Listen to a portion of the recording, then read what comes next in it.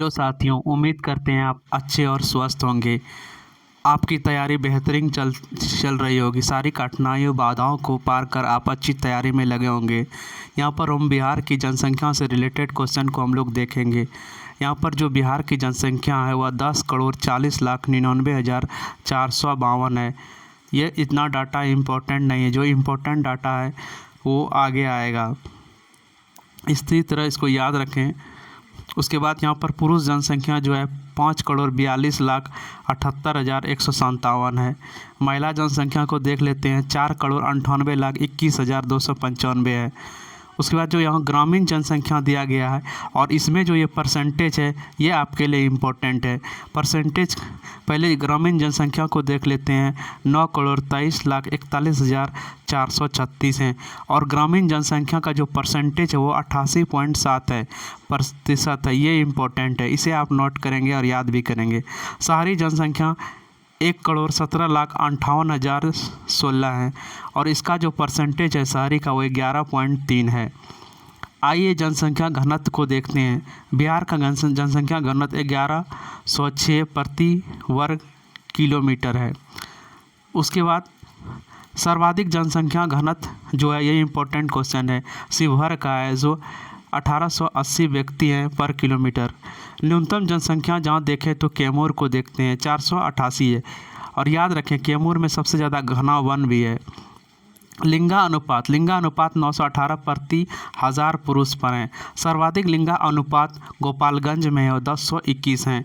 न्यूनतम लिंगानुपात मुंगेर का है जो 876 है।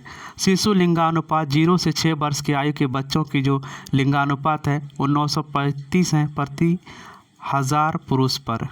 सर्वाधिक लिंगानुपात की बात करें तो किशनगंज है 971। न्यूनतम शिशु लिंगानुपात में वैशाली हैं जो 904 हैं। जनसंख्या वृद्धि दर, ये इम्पोर्टेंट क्वेश्चन है, एग्ज़ाम में इस तरह के प्रश्न पूछते हैं और पूछेंगे भी, इसीलिए आप इसको इम्पोर्टेंट क्वेश्चन में शामिल रखेंगे। जनसंख्या वृद्धि दर जो है वो दशकीय वृद्धि दर 25.24 है। सर्वाधिक जनसंख्या जो दशकीय वृद्धि दर है उसमें ये इम्पोर्टेंट क्वेश्चन है, जो मधेपुरा है वो टॉप पर है, कितना है 31.12% है। न्यूनतम जो वृद्धि हुई है वो गोपालगंज में हुई है 19.02%। अब बिहार की जो साक्षरता दर है उसे देखेंगे। ये ओवरऑल साक्षरता दर है, ये भी इम्पोर्टेंट है, 61.8% है और जो पुरुष साक्षर हैं वो 71.2% हैं और जो महिला साक्षर हैं वो 51.5% हैं। उसके बाद जो इम्पोर्टेंट क्वेश्चन है वो नीचे है, उसे देखने का प्रयास करते हैं। तो यहाँ पर जो साक्षरता दर है, जो बिहार में जो सबसे अधिक साक्षर जिले हैं वो रोहतास हैं, तो कितने हैं तो 73.37% है। इसे आप इम्पोर्टेंट क्वेश्चन में शामिल रखेंगे। उसके बाद न्यूनतम साक्षरता दर देखें तो वो पूर्णिया का है, कितना है तो 51.08% है। साथ ही साथ कुल प्रजनन दर जो है वो 3.3 प्रति महिला 2016 की रिपोर्ट है, उसी के अनुसार डाला गया यहाँ पर। उसके बाद बिहार में जो है जन्म दर, बिहार का जो जन्म दर है वो 26.1 प्रति हज़ार, यानी कि जो जन्म दर है 26.1 प्रति हज़ार है। शिशु मृत्यु दर जो है वो 27 हैं, तो कितने में 27 हैं तो 1000 पर है, ये डाटा 1000 पर ही लिया जाता है। तो स्टूडेंट आगे देखते हैं, काफ़ी इम्पोर्टेंट है बिहार स्पेशल, एग्ज़ाम में इससे प्रश्न पूछ रहते हैं। 7 से 8 क्वेश्चन आपका बिहार जो सुपर टेट है इसमें रहेंगे और भी बिहार पुलिस का भी एग्ज़ाम है उसकी भी तैयारी कर सकते हैं। साथ ही साथ आपने बीपीएससी का भी एग्ज़ाम भरा होगा, उसके लिए भी ये इम्पोर्टेंट होता है। तो हम लोगों को और भी क्वेश्चन है उसे देखते हैं। जो यहाँ पर शिशु मृत्यु दर है 27,000 है। उसके बाद मातृ मृत्यु दर 331 प्रति 1 लाख, यानी कि इतनी माताएं डेथ कर जाती है 1 लाख में, 331। उसके बाद जो शहरीकरण है वो पटना में सबसे ज़्यादा है, 43.1% है। स्टूडेंट आप कक्षा में बने रहें, आपको इस तरह के प्रश्न मिलते रहेंगे। सर्वाधिक शहरीकरण में पटना टॉप पर है, आपको पता ही है। उसके बाद सबसे कम जो शहरों की संख्या वो समस्तीपुर में 3.5% है। समस्तीपुर में सीट भी इस बार ज़्यादा था टीचर का, या ऐसे भी आप लोग याद रख सकते हैं। 3.5% शहर है, ज़्यादा गांव है। केंद्रीय विश्वविद्यालय की जो संख्या है वो 0.4, यानी 4 विश्वविद्यालय हैं केंद्रीय विश्वविद्यालय। और अंतर्राष्ट्रीय स्तर पर जो विश्वविद्यालय केवल एक नालंदा है जिसे डेवलप किया गया है। उसके बाद कुल राज्यों की जो विश्वविद्यालय है उसकी संख्या 33 यानी 33 है। खुला या मुक्त विद्यालय एक ही नालंदा है। उसके बाद निजी विश्वविद्यालय की बात करें तो 4 है। महाविद्यालय की संख्या 879 है। राजकीय सार्वजनिक विश्वविद्यालय की संख्या 17 है। रिसर्च संस्थानों की संख्या 15 है। पॉलिटेक्निक कॉलेज 54 है। इंजीनियरिंग महाविद्यालय की संख्या 36 है। और बिहार विविध दिया गया है। यहाँ पर प्रमुख अभयारण्य है तो सर्वप्रथम यहाँ पर वाल्मीकि अभयारण्य है जो पश्चिम चंपारण में है। उसके आगे देखते हैं तो यहाँ गौतम अभयारण्य है जो गया में है। परमार डॉल्फिन अभयारण्य है जो अररिया में है। संजय गांधी जैविक उद्यान पटना में है। विक्रमशिला डॉल्फिन अभयारण्य भागलपुर में है। भीम बांध वन्यजीव अभयारण्य मुंगेर में है, यह नक्सल प्रभावित एरिया है। पंत राजगीर नगर अभयारण्य राजगीर में है। ये अभयारण्य थे टोटल। अब प्रमुख जलप्रपात को देखते हैं। काकोलक जलप्रपात ये नवादा में है। तिलहर कुंड जलप्रपात कैमूर में है। करकट जलप्रपात कैमूर में है। दुर्गावती जलप्रपात रोहतास में है। कर्मनासा जलप्रपात बक्सर में है। धुआं कुंड जलप्रपात ये सासाराम में है। मांझर कुंड जलप्रपात ये भी सासाराम में है। तिलुला भवानी जलप्रपात ये रोहतास में है। आइए प्रमुख पक्षी अभयारण्य को देखते हैं। नागी नकटी पक्षी अभयारण्य जमुई में है, काफ़ी फेमस है ये। वाल्मीकि पशु विहार पश्चिम चंपारण में है। गोगाबिल पक्षी विहार कटिहार में है। हरिया बारा हिरन पार्क ये अररिया में है। कांवर झील बेगूसराय में है, काफ़ी फेमस झील है ये। कुशेश्वर पक्षी अभयारण्य दरभंगा में है, ये इम्पोर्टेंट क्वेश्चन है इस बार के लिए। सरैया मान पक्षी अभयारण्य बेतिया में है। सुहिया यान पक्षी अभयारण्य भोजपुर में है। उधवा झील पक्षी अभयारण्य साहेबगंज में है। आइए प्रमुख झीलों को देखते हैं। सर्वप्रथम यहाँ पर दिया गया है कैमूर की जो झीलें हैं वो अनुपम झीलें हैं। कांवर झील बेगूसराय में है। तिलहार झील कैमूर में है। कुशेश्वर स्थान झील दरभंगा में है। गोगाबिल झील कटिहार में है। बरियाला झील वैशाली में है। सिमरी बख्तियारपुर झील सहरसा में है। आइए प्रमुख जलकुंडों को देखते हैं। मुख्य रूप से 2 जगह ही जलकुंड पाए जाते हैं, राजगीर और मुंगेर में। तो राजगीर को देखते हैं पहले। तो सूर्य कुंड राजगीर में है। सप्तधारा राजगीर में है। ब्रह्म कुंड राजगीर में है। गोमुख कुंड राजगीर में है। नानक कुंड राजगीर में है। ऋषि कुंड मुंगेर में है। जन्म कुंड जो रामायण से रिलेटेड है वो देखिए मुंगेर में है। ऋषि कुंड जन्म कुंड जो लव कुश का जन्म हुआ था उस आधार पर भी याद कर सकते हैं। भीमा बांध मुंगेर में है। रामेश्वरम कुंड मुंगेर में है। सीता कुंड मुंगेर में है। लक्ष्मण कुंड मुंगेर में है। भरारी कुंड मुंगेर में है। पंचतर कुंड मुंगेर में है। उसके आगे देखते हैं ऋषि सिंगार ऋषि कुंड मुंगेर में है। अग्नि कुंड गया में है। लोक नाटक को देखते हैं जो बिहार में प्रचलित है। तो डोमचक विदेशिया जट जाटिन कीर्तनिया समा चेकवा ये सब इम्पोर्टेंट हैं। चित्रकला में मधुबनी कला मंजूषा कला काफ़ी फेमस है, वर्ल्ड लेवल पर प्रसिद्ध है। उसके बाद जादोसिया कला थाका चित्रकला शैली सांझ कला। प्रमुख धर्म की बात करें तो प्रमुख धर्मों में यहाँ पर हम लोग हिंदू धर्म को देख सकते हैं। उसकी जो परसेंटेज है वो 82.69 है। उसके बाद यहाँ पर मुस्लिम धर्म है 16.87% है। ईसाई जो है 0.12% है। सिख धर्म 0.02% है। जैन धर्म 0.02% है। बौद्ध धर्म 0.02% है। अन्य भी कुछ धर्म है मानते हैं लोग, वो 0.01% है।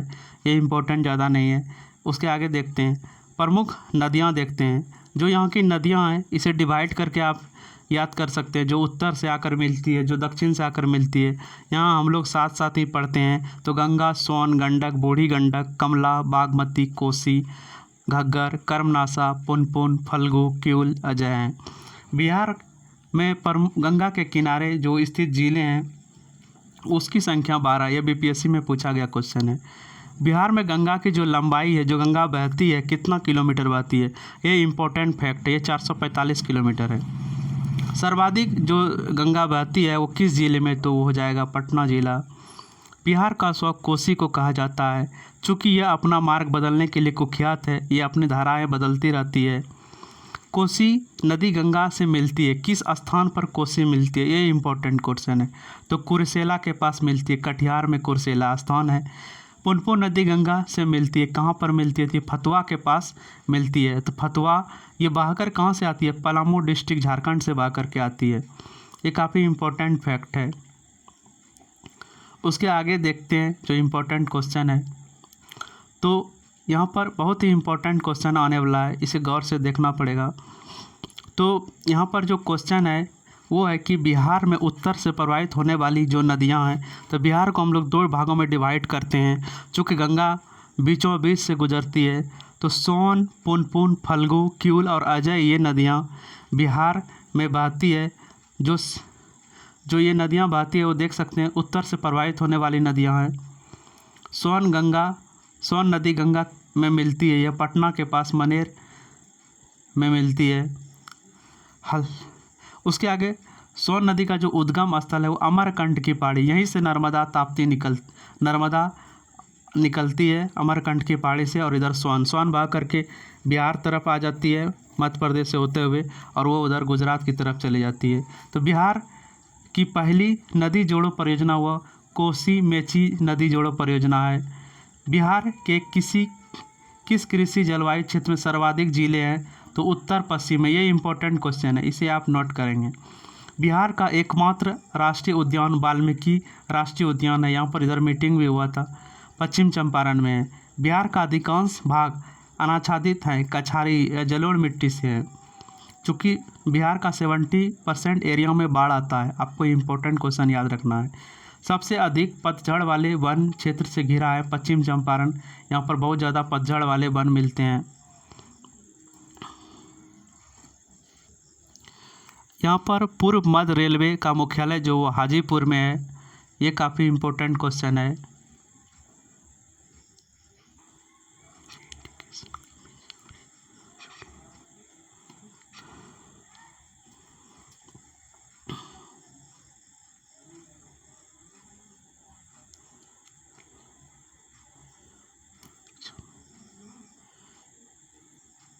एग्ज़ाम में ऐसे क्वेश्चन ही छपते हैं। आइए छपने वाला क्वेश्चन को आगे देखते हैं जो एग्ज़ाम में छप सकते हैं। तो यहाँ पर क्वेश्चन है सदाकत आश्रम 1921, इम्पोर्टेंट ये भी है।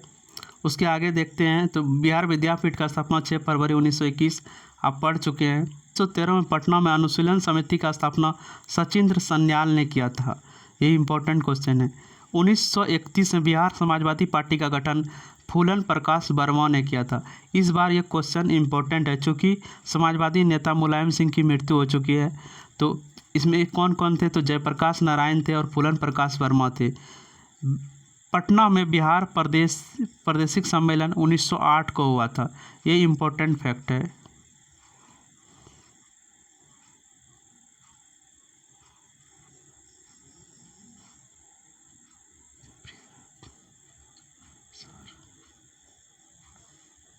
महाजनपद की राजधानी राजगिरी थी।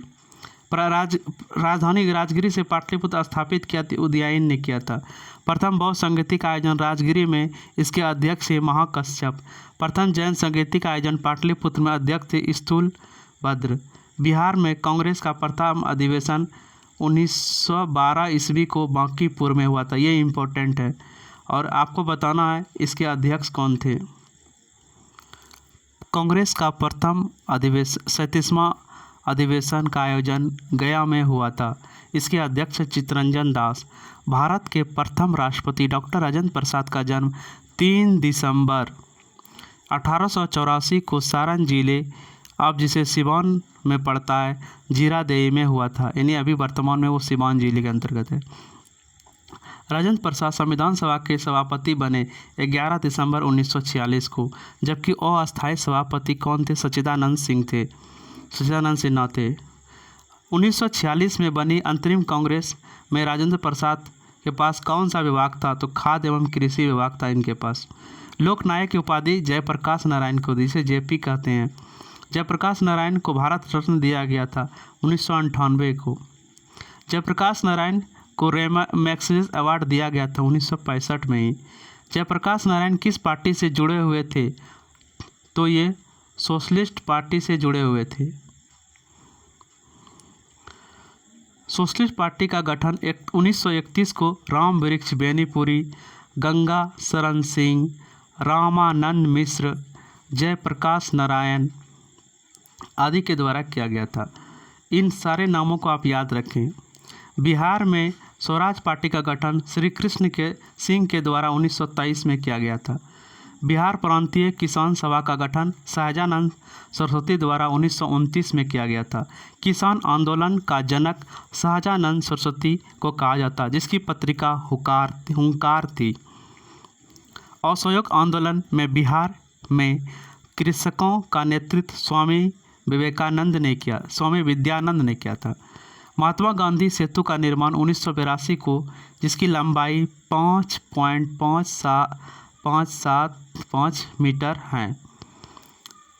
बिहार राज्य पर्यटन विभाग विकास निगम का टैगलाइन क्या है?